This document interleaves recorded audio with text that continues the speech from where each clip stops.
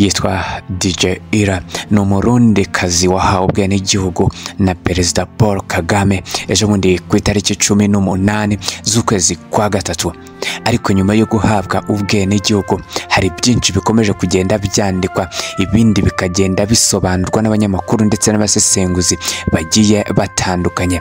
Uyu munsi rero ndaje ngo tuganirire hamwe itangazo rimaze gusohorwa n'igihugu cy'u Burundi rigaragaza ko DJ Ira cyangwa se Iradukunda Grace wamamaye ku izina rya DJ Ira atazongera kwemererwa kwinjira ku gihugu ku butaka bw'igihugu cy'u Burundi. Byose ugiye kumenya hano muri iki kiganiro, naho nge tugiye kubana ni Mr Hit cyangwa se Mr Tichampero aka The Game Changer aka Mr Hit.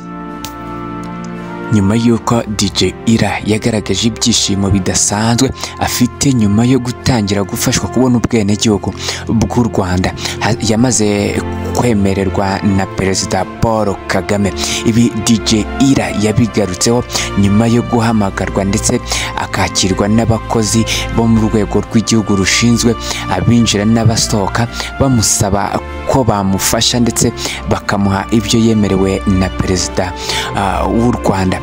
Ariko ibi nanone biragenda bigaruka ku buryo yagiye ashimagiza abayobozi b'u Rwanda ndetse akagenda avuga ibigwi byabo.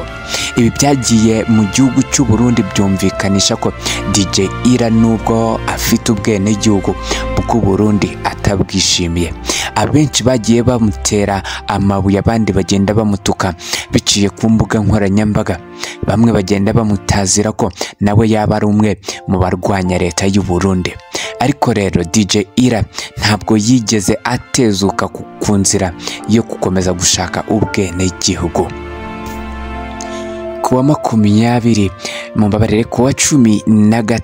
Werurwe 2025 nibwo DJ Ira yisabiye mu ruhame Perezida Paul Kagame ubwenegihugu bw'u Rwanda.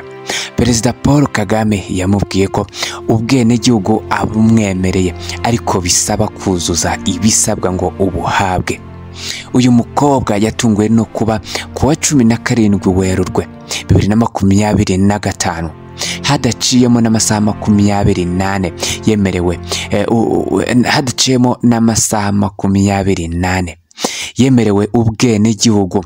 Abakozi bo mu rwego rushinzwe abinjira n'abasohoka bahise bamuhamagara bamusaba ko yaza akuzuza ibisabwa maze ngo agahabwa ubwenegihugu yemerewe.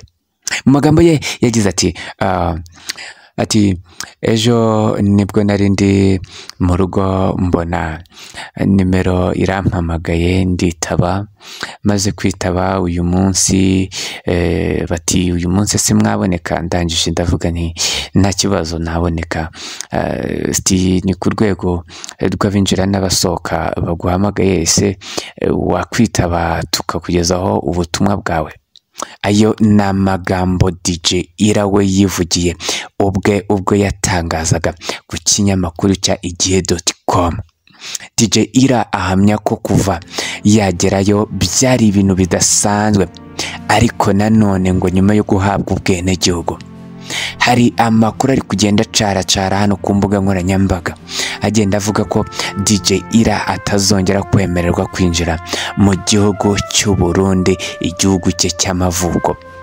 Ibi birakomoza ku kuba yarahawe ubwenegihugu, ariko abenshi bagendera hafi bakagenda bavuga ko DJ Ira yavuze amagambo adasanzwe, yavuze amagambo akomeye ku mukuru w'igihugu Perezida Paul Kagame.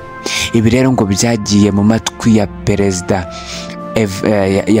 Neva, Perezida w'igihugu cy'u Burundi.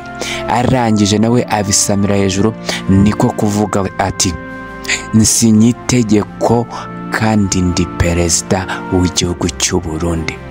Ati mu izina rya Perezida w'igihugu cy'u Burundi ndarahiriye imbere y'Imana ko DJ Ira atazongera kwinjira mu gihugu cy'u Burundi nk'umurundi, ahubwo azinjiramo mu gihugu cy'u Burundi nk'umunyarwanda. Ibi rero bikomeje kugenda bigaragaza ko igihugu cy'u Burundi gifitiye urwango rudasanzwe abanyarwanda, by'umwihariko abavuga ururimi rw'ikinyarwanda bivugwa ko bagenda bakajya gutezayo umutekano muke nk'uko perezida w'u Burundi abivuga. Ariko nanone ibi ntabwo byigeze bikoma mu nkokora abantu n'abake cyangwa se abantu ntabwo byigeze bibaca intege, ahubwo abanyarwanda bo bakomeje umuryo w'iterambere. N'amagambo twari tuje kukugezaho yavuzwe na perezida w'u Burundi, ahubwo niba ari ubwa mbere tubanye nugenda udakoze subscribe ukanda kuri iryo jambo ryanditseho sabone cyangwa se subscribe, ubundi ube umwe mu muryango mugari wa Hakika Empire.